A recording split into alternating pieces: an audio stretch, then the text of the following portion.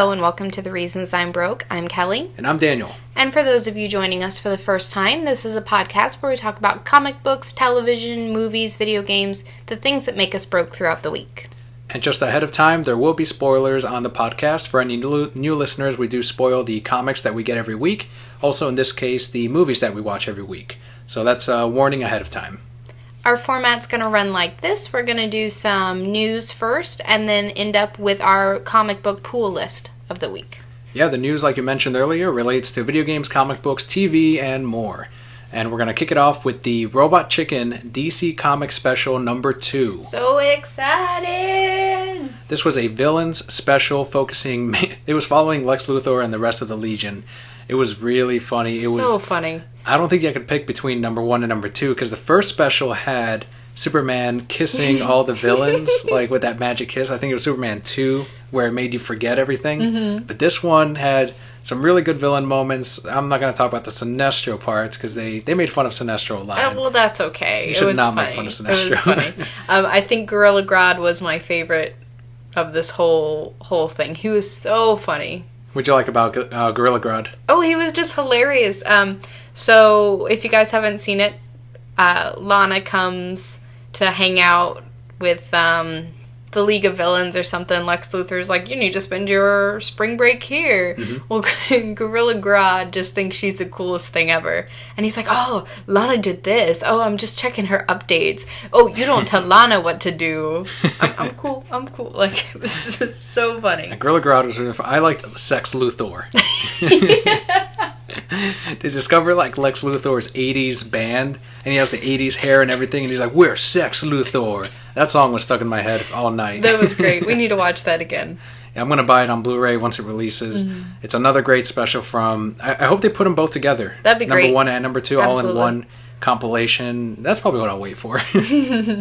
But it was definitely a great special, guys. Go find it if you can. I'm sure it's up on YouTube right now. But if not, you can watch it on AdultSwim.com? Cartoon Network. It might be on Adult Swim. Yeah. Next is some video game news for this week. This one's pretty big for any video gamer out there because you're going to go out and you're going to buy a Wii U or a 3DS for this. We had covered last week that they were going to do a Nintendo Direct focusing on Super Smash Bros. For the 3DS and the Wii U. And this Nintendo Direct gave us a ton of information. Absolutely. First off, they didn't really give us a release date, but kind of a release season for each of these. They did say the 3DS version will come out this summer, while the Wii U version will release this winter.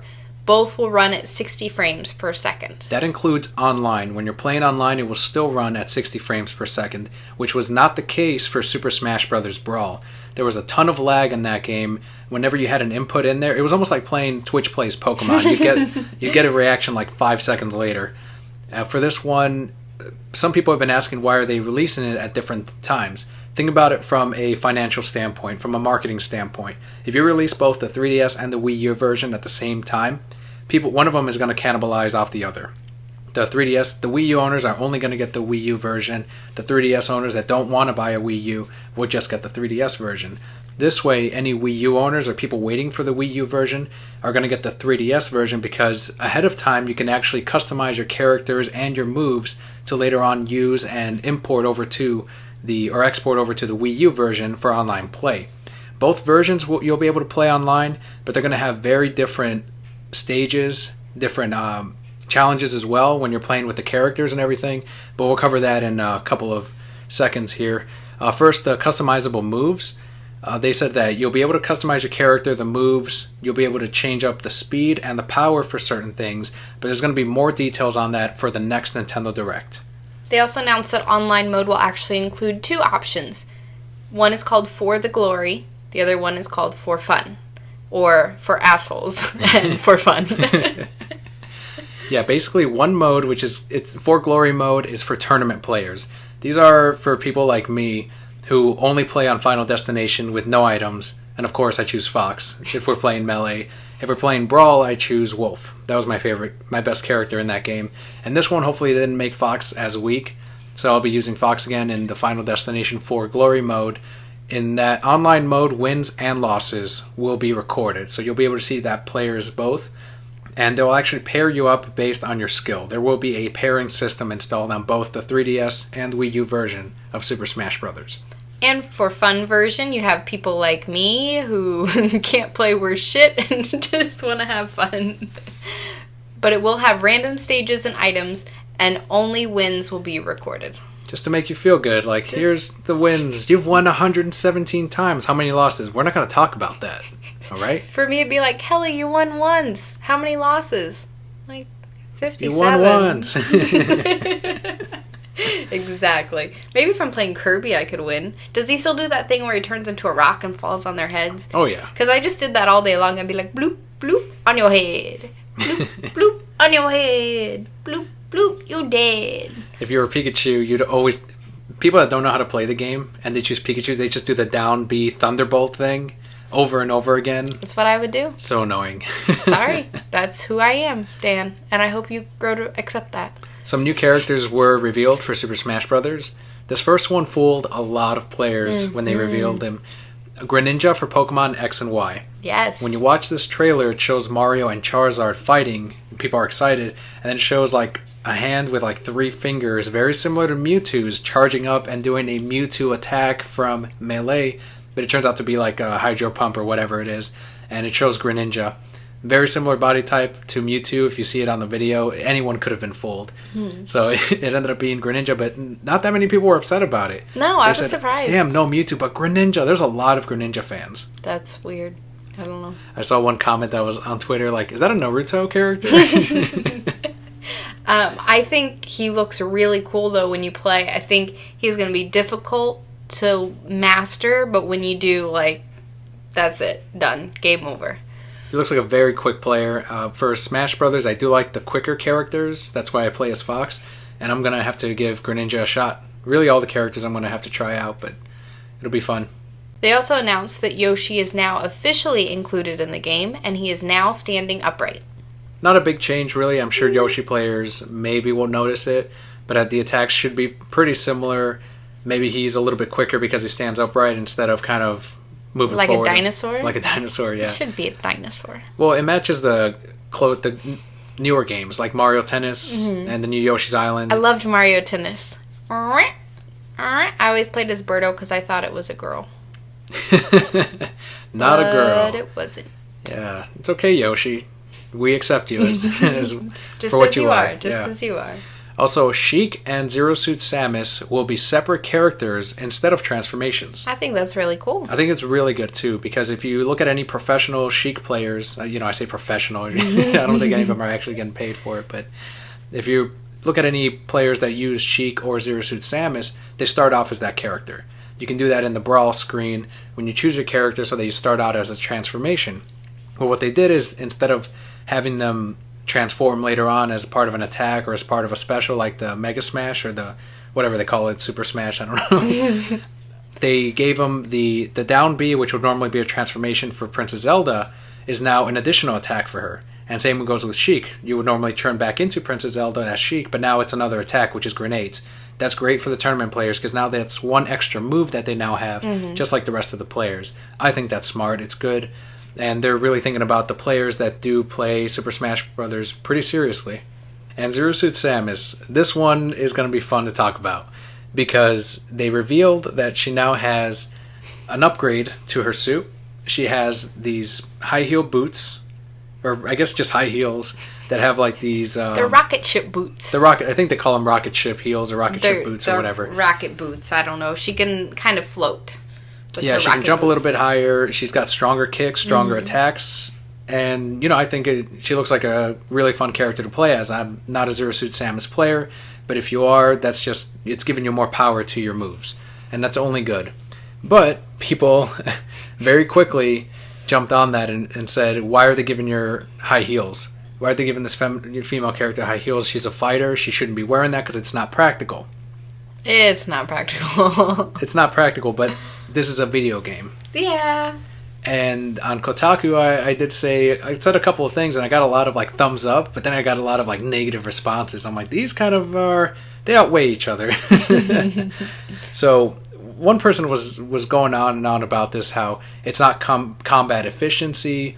sexist or whatever. They're just trying to make her sexier by giving her the high heels. But the skin tight outfit, like, it's cool though. That was always fine. Or how about in the first Metroid when you beat it under a certain time, she just shows up in a bikini in the old Nintendo one. That's cool though, right? Or later on when you beat it in the, I think it was Super Metroid, she just ran around in a pink leotard. That's all right though. But these high heels have to go. You gotta understand, Dan. He probably feels a little something when he sees her in that skin tight thing, but he doesn't really feel anything for the high heels. So he'll complain about those. So I told him, I said, just play as regular Samus then. Or if you don't like it, don't buy the game if it bothers you that much. Like, the problem is solved there. Then that's where the shit came. This guy said, that is the worst argument ever. I wish people would stop using it.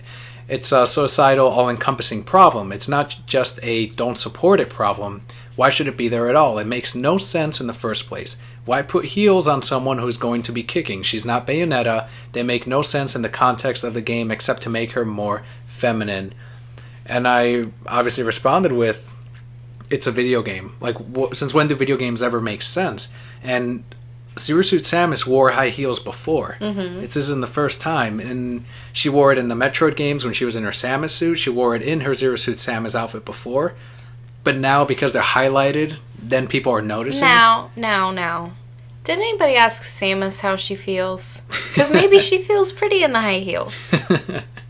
And then another guy said, what a nice way to dismiss the important issue of female representation. Shutting up about it will totally solve everything, won't it?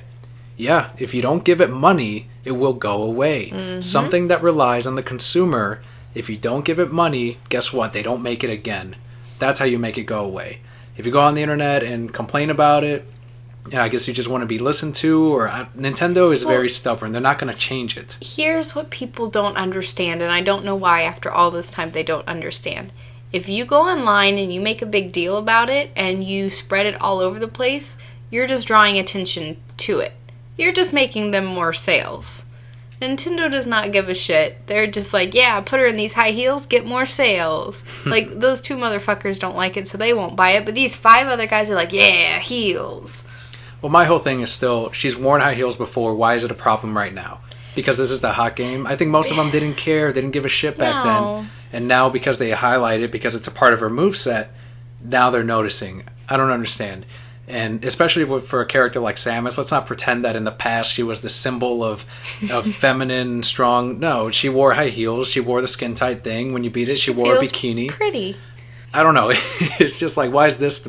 Like, if she was, I'm trying to find if she was, let's say, Batgirl or whatever, and suddenly Batgirl, they decided to show like her belly or whatever, give her like a short top or something. All right, I understand, because she always had a specific outfit to everything. But Samus, she wore the heels. It's insane. You can sound off on Twitter though if you disagree or agree with me at @ReasonsI'mBroke #Samus Heels. Is that a hashtag now? Yeah. I applaud these guys for trying to stand up for ladies, I guess. That's right. We should get your opinion as a lady. As a lady. I'm probably the wrong lady to ask about this stuff. We've been over this before. I think it's fine. If I had a body like that and I could wear heels like that and fight, hells yes. You heard it from another woman. #hells yes. The final character they revealed, Charizard from the Pokemon games. So this is not Pokemon Trainer, which people thought when they first saw it. This is actual Charizard as a character, kicking ass, biting some people. I don't know what he does. But his final smash includes his Mega X form. Obviously, they went with Mega X. It's the more popular of the two Mega forms. I think Charizard, people use Charizard a lot. They use Squirtle for the Pokemon Trainer. Not a lot of people used Ivysaur. But the Pokemon Trainer is now gone. Same type of thing. He now has an extra move. Instead of Down B being switching out to Squirtle or Ivysaur, now he has another move to his arsenal for serious players that actually like to play as Charizard. And his special attack, the Mega X form, that's pretty awesome. I think they should just highlight more Pikachu. I never would have guessed that they would have done Charizard as a single character, or same with Zero Suit Samus or Sheik. Even less Greninja, never would have guessed that. I didn't think they would have more Pokemon, including Pikachu. So cool. They haven't announced Jigglypuff yet, have they? No. She might be out of the game. That's Well, as She's long been as Pikachu's she's been in there. all of them. You know, this should just be called Super Pikachu Smash Brothers. No. And it should just all be Pikachus. I disagree. Pikachu's in different costumes. Oh, Danny. Let's make this happen. We can have high heel Pikachu. We can have Fox Pikachu. He can wear the little jacket. Mm-hmm. We can have Charizard Pikachu. He can put on little wings and a fire tail. Yoshi Pikachu. He can poop out eggs. But they gotta be Pikachu looking eggs.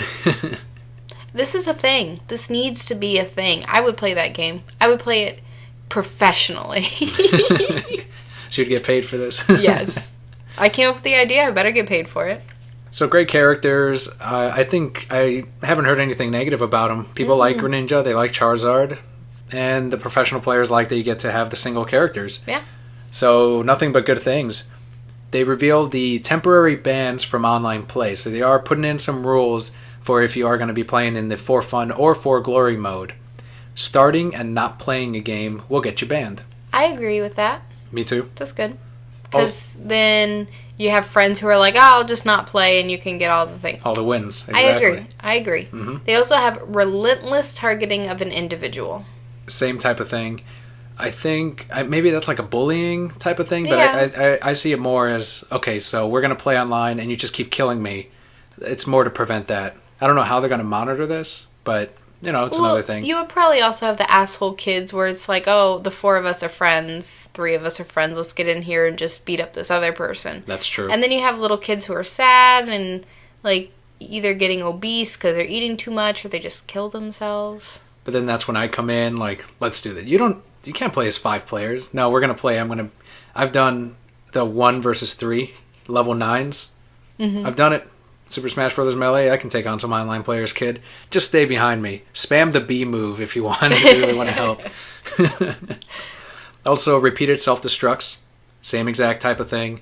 You don't want the matches to just go and record a win. Like, okay, kill me once, I'm just going to kill myself over and over again. Mm-hmm. You'll get banned.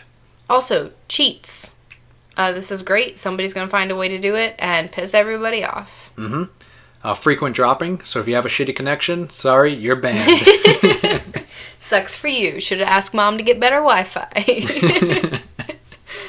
I agree with all of these. Mm-hmm. Great. I'm glad they're taking the online seriously this time. And Super Smash Bros. Looks like it's going to be the hottest selling game for Nintendo for this generation. For the Wii U and the 3DS, I don't think... Well, maybe Pokemon, but as far as the Wii U, I think that's going to be their best-selling game on the platform.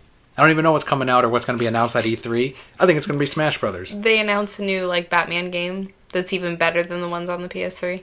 Or like a full-fledged Pokemon game that people keep wanting on the systems. Oh, man. I would play that, too. Pokemon Snap. I would buy 14 of those. I'm not even kidding. Throw my money at them. Mm-hmm. I don't even need 14. I'm going to give these to little kids who need to learn. Discover this. But here's the thing. Everybody I talked to about this Pokemon Snap for the Wii U, they're like, that would be an amazing game. I fucking know! Yeah, I guess it would be. I don't think they'll ever make it. No, but they have the greatest technology for it. Mm-hmm. If they make it, I get money. Well, now they're not going to make it. Oh, fuck. You guys can keep all the money. I'm not cutting this part out. I'll give you my money. You just make it and I will give you my money. They could include all the Pokemans. You could go to all the different worlds. We can include it in our full-fledged Pokemon game. Greatest game ever! Are going to be playing the Super Smash Brothers or no? Me? Yeah. Have you ever seen me play Super Smash? Well, my brother and I, we used to always do like 2 versus 2 against players. We were awesome. Like he'd be Falco, I'd be Fox on Melee. So hopefully with the online, as good as it's been, we can connect our Wii U's and actually play 2 versus 2 against other players, which would be a lot of fun. All of the broquettes out there, we'll exchange some friend codes or usernames, however they do it now on the Wii U and the 3DS, and we'll play some matches. I think it'd be a lot of fun. If you guys want easy wins, let me know, because literally... How I described earlier how I play as Kirby, that's really how I play. There's nothing beyond bloop, bloop, smash a rock. Bloop, bloop, smash a rock. Oh, he's come at me. Bloop, bloop, bloop, bloop, bloop. That's how I play. That's what you do. It's sad. So we're going to move on to one of the things I've been looking really forward to ever since no, you guys, he wasn't even looking forward to it. This thing wasn't out 2 seconds after it aired on TV, And I don't think I've ever seen him so angry. It's not here. Oof. It's not over here. Oof. Nobody has it. For like 24 hours, he lost his mind. I couldn't find it anywhere. It wasn't on YouTube. It wasn't on Vimeo. It wasn't even like some user somewhere uploaded it and it's up before DC takes it down. It wasn't anywhere. And they just put it up last night. It is the Batman Bruce Timm short. It's called Strange Days. It's up on YouTube now from DC Comics, DC Entertainment. If you just search Batman Strange Days, you can see it in full 1080p. It is amazing. 2 minutes of just like the return of Batman the Animated Series, but based in the 30s. It's so great. I loved it. We watched it twice in a row. Okay, so if you haven't seen it yet, pause the podcast, go on YouTube, search Batman Strange Days, watch it, be amazed. It is all full black and white now that you've seen it, because I'm going to assume every single person that is listening to this. If you're driving, stop your car and pull over and watch it. Don't. And show it to everyone as they stop by, like as they're going by, pull out your phone and look at this. Watch it with me. It's the greatest thing you'll ever see. So the Batman short, basically Batman is coming in to save this woman that was kidnapped by a scantily Hugo clad Strange. woman. Thanks, Bruce Timm. Thank you, Bruce Timm. Like, this is not all Bruce wearing Timm. a bra either. Throwing that out there. Do you know why I love that? Because they didn't put any restrictions on Bruce Timm. They said, do what you want. Make Bruce what you Timm want would to have make. made her naked if he was allowed to do what he wanted. And that would be fine. You'd be okay with it because it's Bruce Timm. And if it was written by Paul Dini, Harley Quinn would have been in it, naked with Ivy instead of the blonde that he chose for the short. They probably would have made out too. Maybe. So Hugo Strange, he fights, I guess it's Solomon Grundy. Or They don't say, when we were reading online, I saw somebody say back in the originals, Hugo Strange had like these monster men. Mm-hmm. So I'm thinking it was a nod to that. Or like a Frankenstein monster type of thing. Right. It did kind of look like Grundy. I don't think it actually was, though. I don't think Grundy's a big enough part in the Batman lore for him to actually have used him. It was like Bruce Timm's design for the Scarecrow in Season 4 of Batman the Animated Series. Very similar, yeah. With the big hat and the big kind of like coat-ish type of thing that he was wearing. And it was, a lot of people say, one of the best designs he's ever done for the animated series for a character like the Scarecrow. And it did look great. The action in this short was amazing. Amazing. A lot of people I saw some people knocking the story for it, but if you have 2 minutes to do this thing, very simple. He's here to save this girl because she's going to be the next victim in Hugo Strange experiments, which obviously we've seen this monster, the Solomon Grundy character, that's probably a result of one of those, and Batman puts an end to it.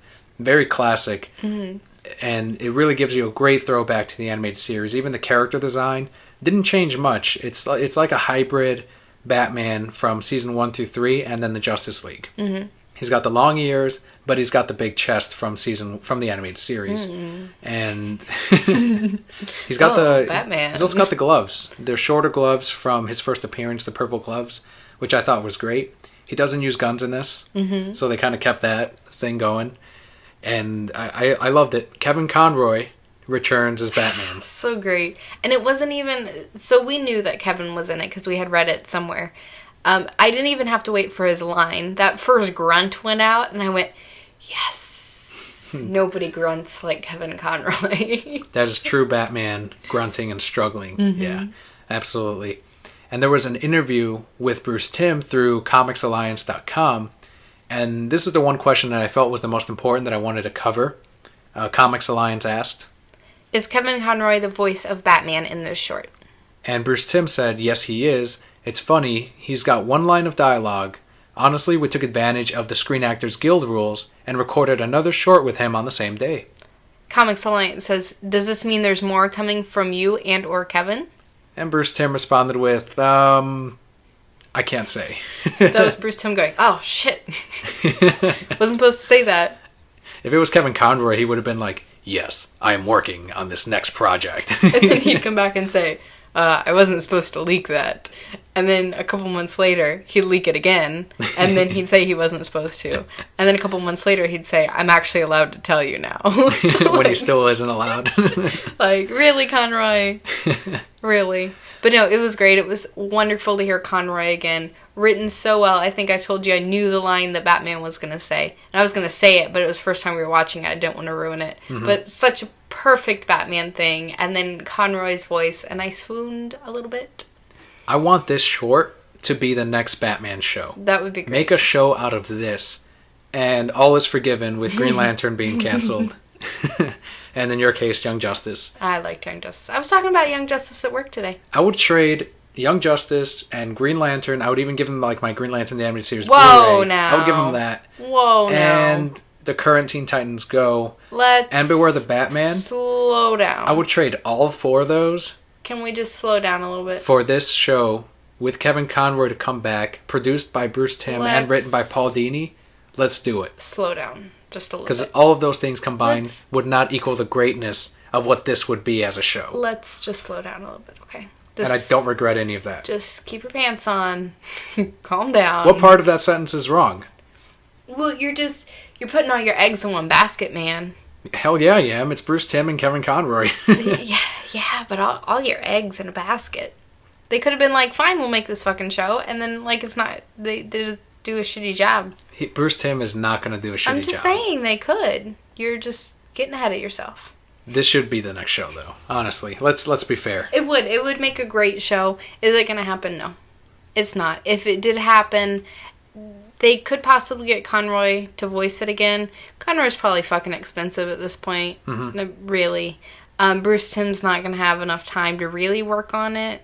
And Paul Dini's a Marvel guy right now. Paul Dini's way too busy to do anything with it. So at this point in time, it's not feasible to get the show that you want. Regardless, I'm... You guys missed the disappointment on his face. Regardless, I'm extremely happy that we even have this. Mm-hmm. Like, we could have never seen Bruce Timm work with Conroy again, and it did happen, and I'm just happy that we have it. I would like to throw out that I told you Tim would not do this without Conroy. You know he wouldn't. I don't know. He wouldn't. If anything, he would have cut that line of dialogue. Mm-hmm. And just had him do like a back glare as the end. So good. Burr, burr, burr, burr. So it was great. I'm very curious as to what the other short they're working on will be, or what the other project is. And I'm looking forward to it. If it's the Batman Beyond Darwin Cook thing, great. If not, if it's something unannounced, even better. And on to some movie news concerning the Batman vs. Superman movie. Warner Brothers has some balls, man. Good for them. They have confirmed that they will in fact not move the release date for Batman vs. Superman the movie. This follows the rumor that a representative from Brazil, Warner Brothers Brazil, said that they were going to move theirs up a week, which is what we reported on. But after that news went out, Warner Brothers officially said, no, in spite of Marvel announcing that it's Captain America 3, we will not move the release date of the Man of Steel sequel, or whatever the title of this movie will be. Don't get me started on those Brazilians, man. Don't even start. But no, good for Warner Brothers. Because they could have tried to get the little extra money and moved it back. This is them saying, we have a better product. I think that one of them will end up moving their movie. Really? You think so? Yeah, because it just makes more sense, more financial sense. Marvel with Disney backing them. Disney's like, that money you're going to make? Nothing. We take all that money and we spend it on toothpicks for the year. As good as Captain America 2 was, I don't feel like Captain America 3 has the...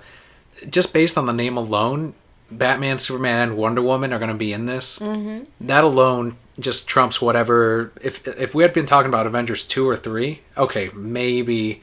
it's going to be a close box office thing. Probably Marvel would make more money at that point. But if it's just Captain America 3 versus the Batman, Superman, Wonder Woman movie, possibly Justice League at this point, no question. Like, Warner Brothers is going to make more money. More people are going to go see this Superman, Batman, Wonder Woman movie. Agreed. So they should just keep it the same, and DC can make some money. From a strategic standpoint, though, Warner Brothers... they can't move because that would have meant that they're the ones like backing up from the Captain America 3 movie. So their only thing to do was just to be like, yeah, we're gonna keep this shit here. That's it. It's all gonna come down to a pissing contest, and which exec is gonna be like, nah, we're better. They're both gonna make money, like no doubt about it. And once the trailers come out, no matter how you feel about Ben Affleck as Batman or whatever, you're going to go see both of these movies. Oh, of course. Mm-hmm. Of course. And then you're probably going to see another one multiple times. How many times did we see the last Batman? Like 3 or 4 in theaters. Yeah, as people know from my review of Noah last week, I am not shy to see a movie twice. You know, that month we're going to have to get that $30 a month. See as many movies as you want. Oh, from that movie theater? Yeah. We're going to have to do it. Speaking of Captain America, though, we went to see Captain America the Winter Soldier. You mean Nick Fury the movie? A fourth of that was pretty much Nick Fury the movie. A third of that was Nick Fury the movie. But let's talk about this. I think we kind of had different opinions on it. I think, for once, you liked a movie more than I did. Interesting. All right, so let's talk about Captain America the Winter Soldier. I'm going to start off with my expectations for this movie. Okay. I never read the Winter Soldier story or comics. I knew about it. So going into this movie, I expected a lot of emotion, a lot of heartache. I expected to cry. I expected the reunion with Cap and, spoilers, Bucky, to just be this amazing, wonderful friends coming to, back together and almost brotherhood. And I did not get that at all. Very, very little. It was like a grain of rice out of the whole bag of rice that I wanted. Gotcha. Yeah. The thing about Captain America the Winter Soldier, I guess we'll talk about the things we don't like first and then some of the things we did like. You're right. That moment between Steve Rogers and Bucky, that big reveal, or that moment when Bucky comes to terms with this is Steve Rogers, there is that with that one line where Captain America repeats it to him from the one flashback that they had, which was only there for this single line. And I felt like they could have cut out a lot of the Nick Fury stuff and the S.H.I.E.L.D. stuff. And I understand it was a part of the plot, but a lot of the Nick Fury stuff we didn't need. A lot of the S.H.I.E.L.D. stuff could have been trimmed down a bit. If anything, to add a couple of more throwbacks to their history. If you hadn't seen the first Captain America, if you hadn't read the Winter Soldier run like I did, it wouldn't have meant as much to you. Now that scene did, I felt, it was a little bit moving as someone that's read the comics and was waiting to see it come to life on the big screen. So I did appreciate it, but you're right, it did come short just a little bit. And that was the heart of the movie, I felt like, is that relationship between the two. That's what should have been the heart of the movie, and it wasn't. It really, like you said, they focused way too much on S.H.I.E.L.D.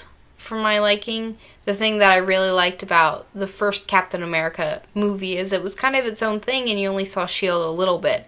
I feel like Avengers did so well. They're like, now we have to have this everywhere. And you don't. Cap can hold his own in a movie. We saw it in, the last one. You could have done the same thing here.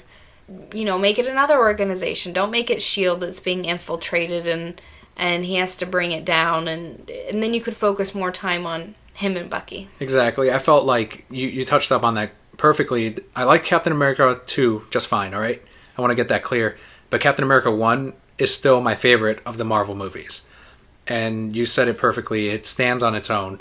Captain America 2 should have been what I've wanted to see more of in Avengers from Captain America. And I felt like, okay, so we'll see more of this in 2. And we didn't get that. And that was Captain America, Steve Rogers, dealing with being in the present time. Exactly. The way that he dealt with it here, he was just kind of like smug about it. And I don't feel like that's who Steve Rogers is. That's not the same character we saw in the first movie. This should have been more of him. It was great. We saw that moment with him and visiting his old girlfriend from the first movie. That was great. I wanted more of that. I wanted more of him, like in the Ultimates even, where he's walking around and he's seeing these televisions, like what's going on. He sees interracial couples and he's like, oh, what's that over there? Or gay couples. That's not good. Like, why are those two boys kissing each other? Oh, they're homosexuals, Cap. Homosexuals? Like he doesn't understand. So that's really what I wanted to see more of Cap 2. Instead of it's him like, oh yeah, phones and blah blah blah. I have this list I have to catch up on. Haha. Oh cool, sports cars. Let me get in. Yeah, I thought it's not the way he should have been handled in this. Instead, like you said, we got more of the S.H.I.E.L.D. stuff, which it felt like they wanted to support the show and really tie those two things in together. But it had that same problem with Avengers, and they didn't make you care for these guys unless you're following the show. It has to be, a good movie has to stand on its own without the need to support the other movies. And that's why, in my opinion, I didn't like Thor, or I didn't like either of the Thor movies because it felt like they were just setups for the next movies. Right, exactly. And I understand why they did this. It's going to make a lot of money. People are going to like it. People are now psyched for the next movie and, all these other things. Mm-hmm. But, jumping back to what you were talking about not caring about the characters, I didn't really care about any of them. Ooh, Black Widow's going to get all her secrets out. And? Right. Ooh, Nick Fury's dead. And? Even Cap. I loved Cap in the first one. I think I told you I almost cried, like, in the first 20 minutes when they throw that grenade and he jumps on it. Mm-hmm. I cared about Cap in that moment, and I cared about him for the rest of the movie because he was willing to sacrifice himself. They took the time to establish him, and then they symbolized it with that action. Yes, exactly. Loved it. Loved it. I did not have a single one of those moments. Falcon comes out, and... Yeah, they try to... It's fine if they want to establish another sidekick for him, because Bucky's not there anymore. And Falcon's a great character. But he was there. And they didn't focus enough on that. I felt like it was kind of stretched a bit too far. But before anyone thinks that we hated this, or at least, I don't know how you felt overall. It was entertaining. I'm not a huge Marvel person. It was entertaining. I understand the story they were trying to tell. Mm-hmm. And I believe the story they told was good. It was what they wanted it to be. Mm-hmm. And for most people, that's sufficient. I saw Cap 1 and I love, it just, as such a fan of this story and what I think it could have been, that's where it's hard for me to just be like, it was a great movie. And that's why I tell people, I say it was a good movie, but this is what they should have done differently. Mm-hmm. And they understand. And somebody was telling me, too, because he knew the story of the Winter Soldier. He knew that it was Bucky. I was talking to him the other day, and he goes, some other form of media, they say the Captain America, the Return of Bucky. And he's like, why? That's the big reveal. Why would you just reveal it in the title? So there's that, too. Right. The other thing I would say, too, is there's some pacing issues, especially at the very beginning. I felt like the film came to a complete stop when they're trying to figure out what's in this hard drive. Mm-hmm. And that, again, goes back to that S.H.I.E.L.D. thing, and it's all for S.H.I.E.L.D. But I digress. So the things I did like, I felt the action scenes, the choreographed scenes, were some of the best I've ever seen. They were. Agreed. They rival, Taken, the stuff you saw in the first Taken with Liam Neeson. Unless you're actually paying attention to what's going on, you just see them, punching and fighting. But there's actually... It goes so quick, but I caught, at one point, Bucky throws a punch, lets go of the knife, catches it with the other, swings it back around, then stabs Captain America. Those little things, but if you're just not paying attention, you're just like, oh, this is action, which is probably, the average moviegoer that just wants to see action. But if you study the choreography and see the work that went into this, that was, top-notch. Mm-hmm. Very excellent fighting scenes. I loved them. They did some clever things with Captain America's shield. That opening scene with the stealth stuff, I don't know. But everything... that was taken right out of Arkham Asylum, sir. The silent takedowns and all that? Directly out of it. But the one-on-one he had with... It wasn't Crossbones. It was the main terrorist guy in there. I'm sure he's based on a comic book character. Pepe Le Pew. Reminded me of GSP from UFC. I don't know if you have any UFC fighters out there, but... So that was a lot of fun. I like that fight scene. But the one between him and Bucky, the Winter Soldier, those were great. The one at the very end was awesome. Even some of the special effects, the CGI, wasn't terrible. But I think the best part of that were the action scenes. Agreed. They put him in his old costume. Yes, that was great. Yes. That was great. I did really like that. Mm-hmm. They never once showed the Avengers one, which, in my opinion, it looked ridiculous.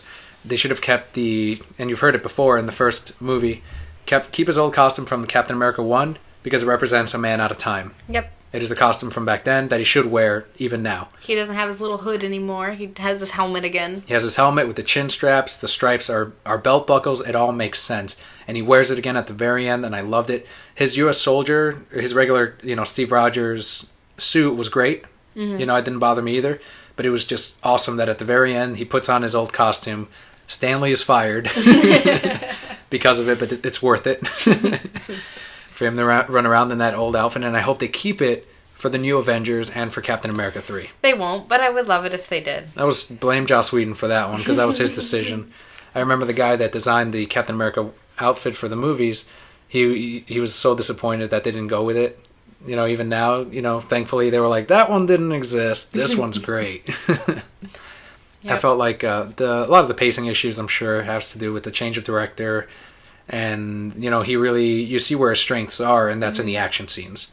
Because that's where this movie really, even better than Avengers, these action scenes were way more entertaining and better put together. A good example, and you saw a little bit of the trailer in the trailer too, when he's on the elevator. That was one of my favorite scenes too, and he's got all these guys walking in, and it's like, oh shit, but he does it because he's Cap.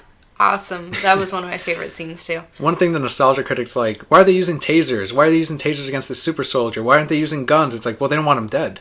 They want to visit the information he had. That was one thing that was like, shut up.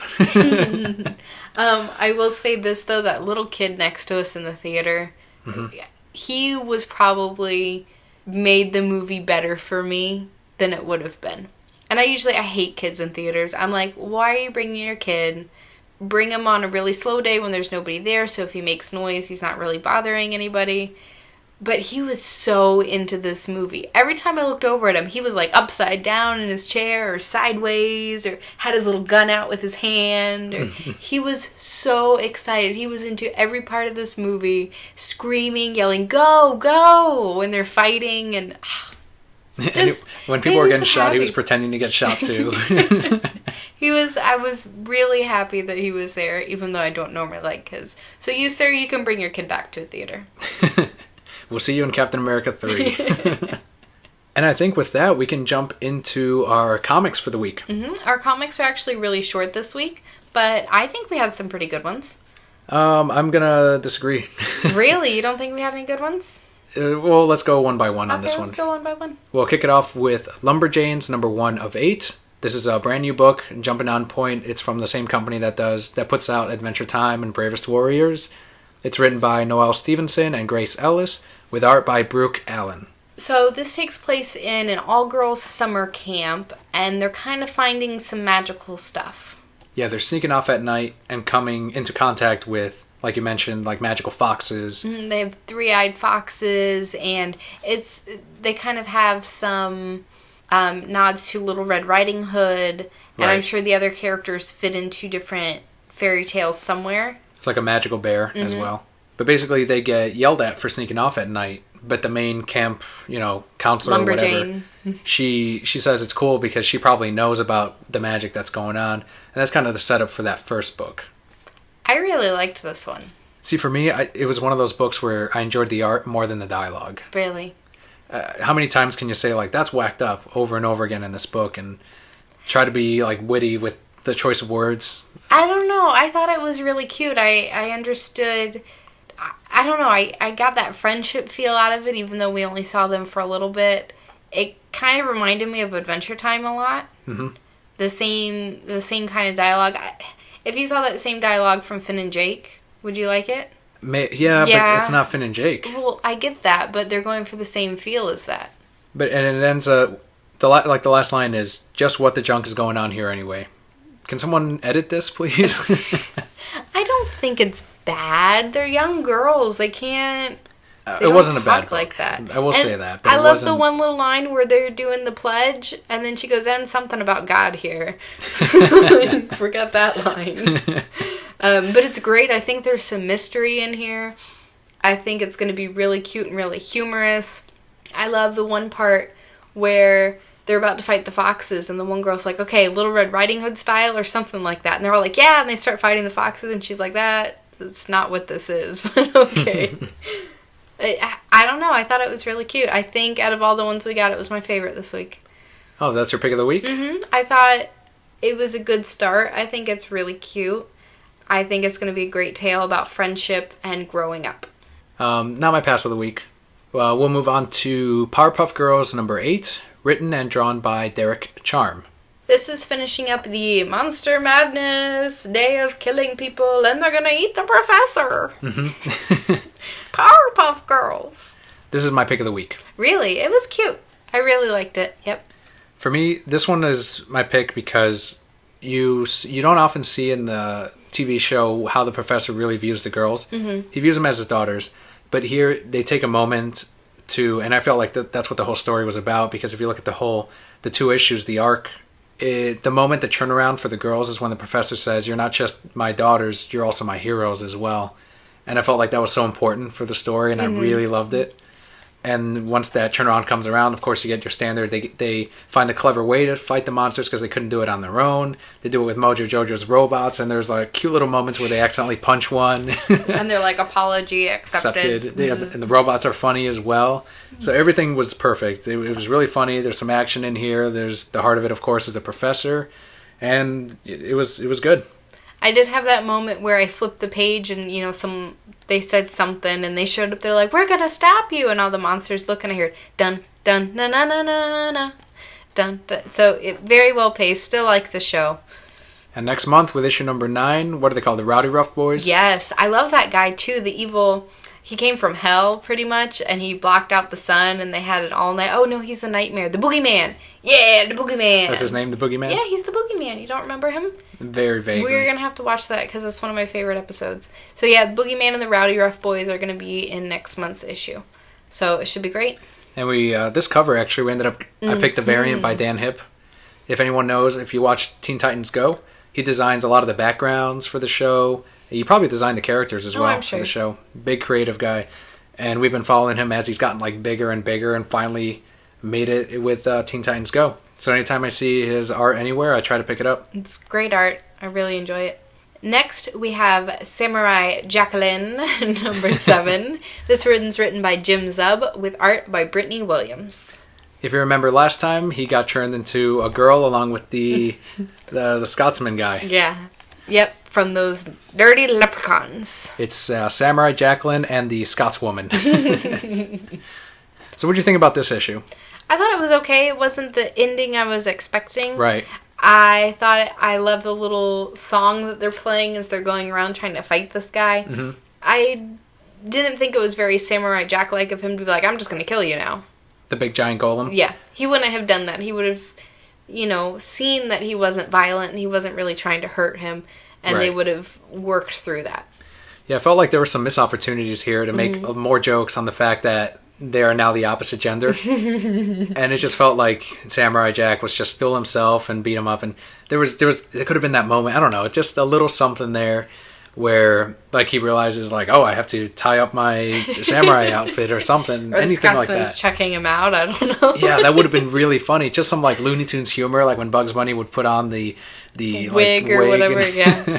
That would have been great, but we didn't really get that. Instead, they solved their problem, and that was the end of the story. And how they solved it was kind of dumb too.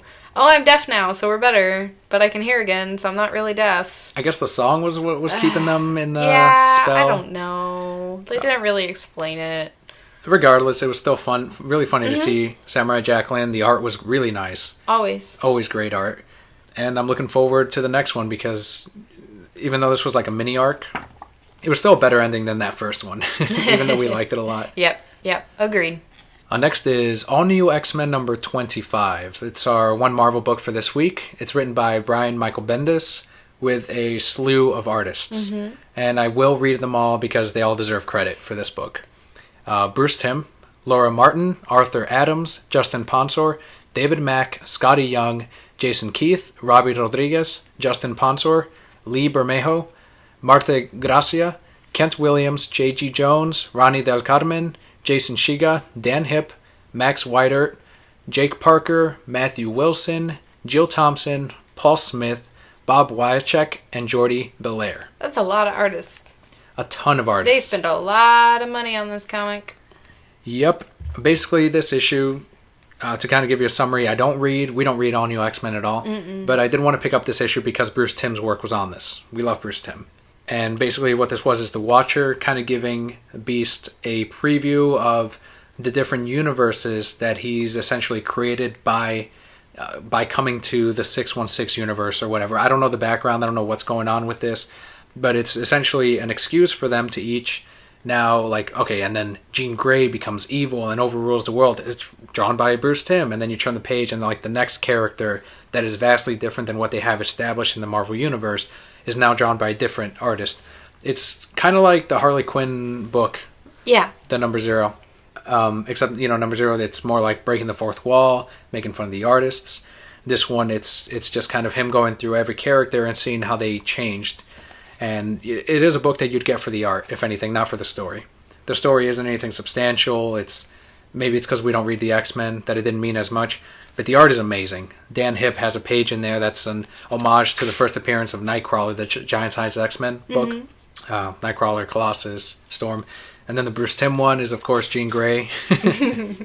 Of course. Scantily clad female. What? Bruce Timm? No, he would never. J. Scott Campbell's page there wasn't very good. People normally, they go crazy for his covers and everything, but I kind of felt like he phoned it in for this one. And this is what you're going to draw. All right. But it is a book that's $4.99.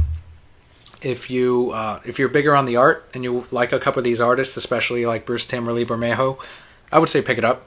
It was very enjoyable. If anything, just to have this cast of artists, and it comes with a digital copy. So if you're worried about digging up an old issue again, just pull up an iPad or an Android tablet and you can check out the art and read the book anytime you want with Comixology. Perfect. Which just got bought out by Amazon, by the way. It wasn't in our news, but it's kind of relevant now. A lot of people were using Amazon and Comixology as a way to price match against one another. And now Amazon went, nope, no more. Good for Amazon. This is ours now. Good for Amazon. Bad for the consumer. Amazon's got to make its money. It's cool. We don't buy a lot on Comixology. I usually go on there and just get the free issues, if anything. I liked what Comixology was doing. I don't know if that's going to change now that Amazon's bought them. I kind of liked having that other option instead of just the DC Comics or the Marvel or the Comixology or Amazon. Now it's just like Comixology, which works with DC Comics and Marvel, which is now owned by Amazon, who's controlling the digital market at this point. I don't think it's going to change that much. Amazon already has everything for real cheap. I don't think they're going to change their prices much. Mm-hmm.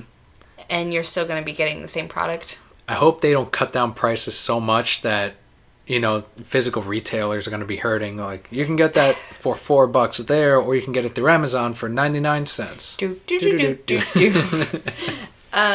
don't think they'll do that. I don't see that happening anytime soon, because Amazon makes money off their prints too. How many trade paperbacks do they sell? I don't know. I guess we'll see. These business people are pretty smart, Dan. They're not going to kill their whole market.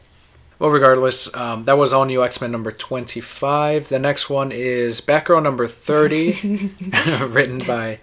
No, go ahead. Written by not Gail Simone, Margaret Bennett. Hers is coming out next month, and art by Robert Gill. My pass of the week. Mine as well. I did not read All New X-Men number 25 because I had a tummy ache because I ate too much cookie dough. But that's beside the point. Did not read it, and I know it's better than Batgirl number 30. Yeah, I guess they pushed Gail Simone's book back. I don't know if it was a scheduling thing or if it has to do with the delay of Forever Evil, because they barely mention any of that here, and I'm sure Gail Simone, being the great writer that she is, she would have dived more into mentioning whatever happened to Dick Grayson from Forever Evil in her book. Mm-hmm. So this one, it's a bunch of kids. They summon, it's like a Bloody Mary type of thing. Yeah, they summon the Midnight Man. Yeah, the Midnight Man, and she has to stop the Midnight Man. So she uses whatever knowledge Bruce gave her about boogeymen and whatnot and defeats the guy and does a whole little comparison about horror movies and how this is like a horror movie. They do that, and then she brought up Dick Grayson in every other sentence. Mm-hmm. We don't know what happened to him. I don't think he's dead. No. She never said he was dead. She just said he's gone. Mm-hmm. Where's he gone to? We'll find out. He's not dead. She keeps talking about how Robins and how she's not jealous of being a Robin, but I don't know how that ties into anything that was happening. I think the writer had so many ideas, and some of them had merit, but she couldn't execute them. And the art, I didn't feel like the art was particularly good either. It was just goop. They just drew goop everywhere. Because of the nightmare creature. Some shitty little kids running around. Yeah, like running around. The story, it definitely our pass of the week. We can't wait for Gail to come back on We Batgirl. miss you, Gail. She's like, blame Forever Evil. It is Forever Evil. Interrupting our comic books too. Yep. So to summarize, my pick of the week was Powerpuff Girls number 8. Mine was Lumberjanes number 1. Which is a jumping on point. Mm-hmm. And both of our passes of the week was Batgirl number 30. Bad book. Number 31 will be the next jumping on point for that. This was kind of a one-shot story. Bad one shot. See, our comics were pretty cheap this week. Oh, yeah. Which is great. Save some money. Yeah, because that Harley Quinn statue's coming up really quick. Oh, you got a new phone, too? And I got a new phone. And I put money down on Super Smash Brothers. On the 3DS and the Wii U. Like 4 of them. Yeah, my brother and I. We gotta play some Smash. It's going to be amazing, and I can't wait to play with some of those broquettes out there. We don't have to fight. We'll do some 2-on-2. It's all fun. I love how you two live a mile away from each other, but you each have to have your own versions of Super Smash for your own systems. Well, yeah, like, what am I going to go over there and borrow it and then play it? That's not going to happen. We got to build our own. Plus, we got to have our online names that it won't let you, like, switch over, so. You boys are silly. No, we are not. The reasons we're broke. So let us know. We got a couple things we can discuss over Twitter with the listeners out there. The Winter Soldier, let us know your thoughts. If you agreed or disagreed with some of our criticism, some of our likes with the movie. Again, we did enjoy it, but it had a couple of issues. Also, if you saw the Robot Chicken special, or all of you have seen that Bruce Timm special by now, Batman Strange Days, watch it on YouTube. How much did you enjoy it? You can find us on Twitter at Reasons I'm Broke. Also, you guys can listen to us through YouTube. Just search The Reasons I'm Broke. We have our podcast up there as well as some unboxings. It's been a while, but some really great stuff there. You can see up-close pictures of a lot of the statues that we get. And you can also find the podcast on there as well. The Facebook page will be facebook.com/The Reasons I'm Broke. You can also subscribe to us on Stitcher. If you search The Reasons I'm Broke, if you have an Android device or if you prefer not to use iTunes, you can also subscribe to us on there, pull up My Stations, and the latest episodes will be available for you right there. And as always, we are all on iTunes, so download us onto your iPod. You can listen to us in the car. You can listen to us at the gym. Is this like a Dr. Seuss book? Is that where I'm going with this? But definitely if you guys subscribe and download, leave us a rating or review. It will help other people find us. And as always, thank you so much for listening out there, Broquettes. I'm Daniel. And I'm Kelly. See you next week.